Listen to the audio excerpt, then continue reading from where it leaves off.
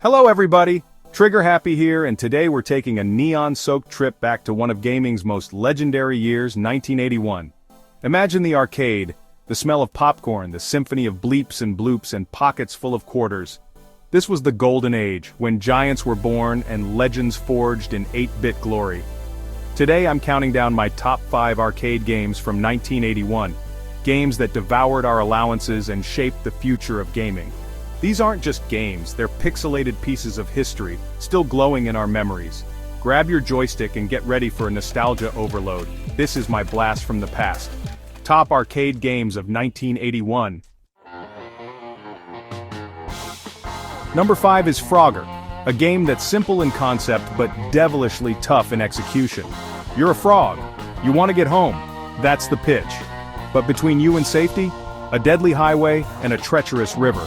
Cars, trucks, and buses barrel down the road, ready to flatten you in an instant. Survive the road, and you're only halfway there. Now it's time to hop across logs and turtles, some of which will betray you by diving underwater at the worst moment. Every move is a gamble, every hop a test of nerves and timing. Frogger is a puzzle disguised as an action game. Reflexes and strategy are your only hope. The relief of getting one frog home is short-lived. You need to do it 4 more times to clear the level. When Konami first developed Frogger, many doubted its appeal. Too cute, too simple for the American arcade scene. But it became a sensation, one of the highest-grossing arcade games ever, and a pop culture icon. Everyone knew Frogger, even your parents. Its unique gameplay stood out. No shooting, no eating dots, just pure navigation and survival. The anxiety of crossing a busy street turned up to 11. Frogger's influence is everywhere, from Crossy Road to any game that demands perfect timing. It proved you don't need explosions to create tension, just a frog, a road, and a river. The satisfaction of guiding that final frog home, pure arcade joy. That's why Frogger earns its spot on this list. A timeless classic that's as stressful and rewarding now as it was in 1981. And remember, always look both ways, and never trust a diving turtle. Number 4 is Donkey Kong, a game that didn't just define a genre, it launched an empire. This is where we first met Donkey Kong and Jumpman, who'd soon become Mario. The story: a giant ape kidnaps Pauline, and you, as Jumpman, must climb perilous construction sites to save her. Donkey Kong introduced the world to platforming. Jumping over obstacles and climbing ladders was revolutionary. Shigeru Miyamoto's design gave us 4 unique stages, each with new challenges. Media group, montage of all 4 Donkey Kong arcade level designs on screen, gameplay cycling through different Donkey Kong stages at stock at distribute_equally, slanted girders, rolling barrels, fireballs, and conveyor belts. The barrels are iconic, unpredictable, relentless, and the source of endless frustration and triumph. Smashing barrels with the hammer, one of arcade gaming's most satisfying moments. Fun fact: Donkey Kong was almost a Popeye game, but Nintendo had to invent its own characters. Thank goodness, or we'd never have Mario.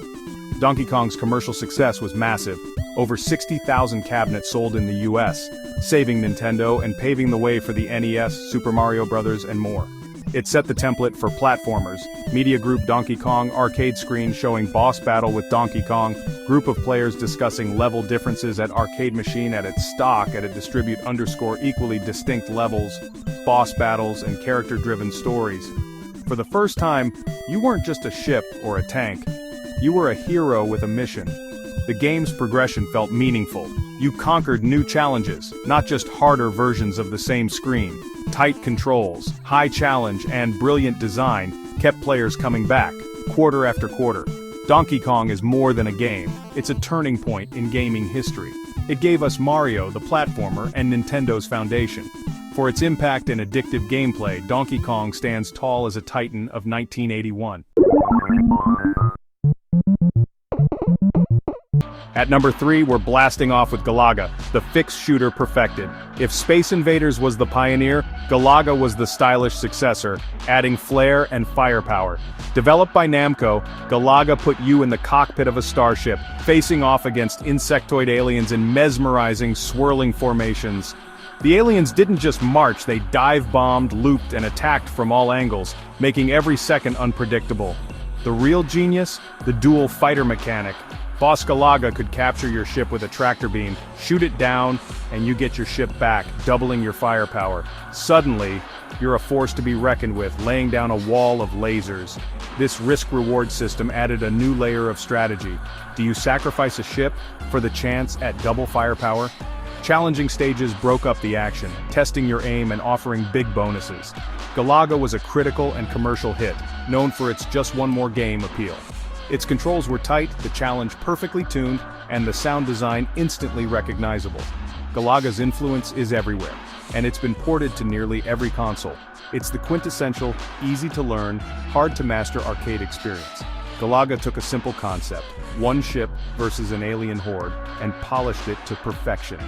It's a masterclass in game design, and a true legend of the arcade.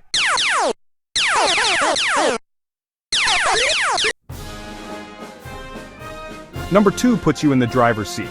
Literally, it's Sega's Turbo, the groundbreaking racer. Turbo wasn't just another top-down driving game, it put you behind the car, in a third-person perspective that felt revolutionary. Deluxe sit-down cabinets, steering wheel, gear shifter, and gas pedal. This was true immersion, 1981 style. The gameplay was a frantic race against the clock and rival drivers. Pass enough cars before time runs out to advance. The sense of speed was unmatched, with the road rushing toward you and every crash costing precious seconds. Turbo's environments changed as you raced. Cityscapes, tunnels, snowy roads, and seaside cliffs, each with unique challenges. Sprite scaling created a convincing 3D effect, making the game feel fast and immersive. The challenge ramped up as you progressed. Denser traffic, tighter time limits, and more aggressive rivals. Turbo was a massive hit, setting a new standard for racing games and influencing countless titles. The third-person view became the default for arcade racers thanks to Turbo. Sound design amped up the excitement, the roar of the engine, screeching tires, and the crunch of collisions. Turbo captured the essence of racing, aggressive driving, skillful overtaking, and pure speed. Even today, nothing beats the full cabinet experience. For its technical achievements and heart-pounding thrills, Turbo races into our number 2 spot. And now, the number 1 arcade game of 1981, Centipede. Developed by Atari, Centipede is pure arcade perfection. A frantic, fast-paced shooter set in a mushroom-filled forest. You control the bug blaster at the bottom of the screen, fending off a descending centipede that splits into more enemies as you shoot it. Every shot creates more chaos. Mushrooms alter the centipede's path, and soon you're dodging multiple threats at once. But it's not just the centipede. Spiders, fleas, and scorpions add layers of danger, each with unique behaviors. The trackball control scheme gave players unmatched speed and precision, making mastery both challenging and rewarding. Centipede's vibrant colors and non-militaristic theme attracted a broad audience, standing out from the darker, space-themed games of the era. The sound design was minimalist but tense. The centipede's march, the zap of your shots, and the distinct noises of each enemy kept you on edge. The game's loop is perfect. Endless waves, escalating chaos, and no real break, just pure survival. Centipede's influence is massive, inspiring countless shooters and the bullet hell genre. It's a game you can't play just once. Every loss makes you want to try again. For its revolutionary design, addictive gameplay, and universal appeal, Centipede claims the throne as the number 1 arcade game of 1981. And that's our journey. From Frogger's highways to Centipede's mushroom forest, 1981 was a monumental year for arcades. These games weren't just pastimes, they built the foundation for modern gaming. I hope you enjoyed this trip down memory lane as much as I did. Now it's your turn. What were your favorite games from 1981? Share your memories in the comments. If you loved this blast from the past, hit like, subscribe, and ring the bell for more retro gaming deep dives. Your support means the world. Thanks for watching, and I'll see you in the next video.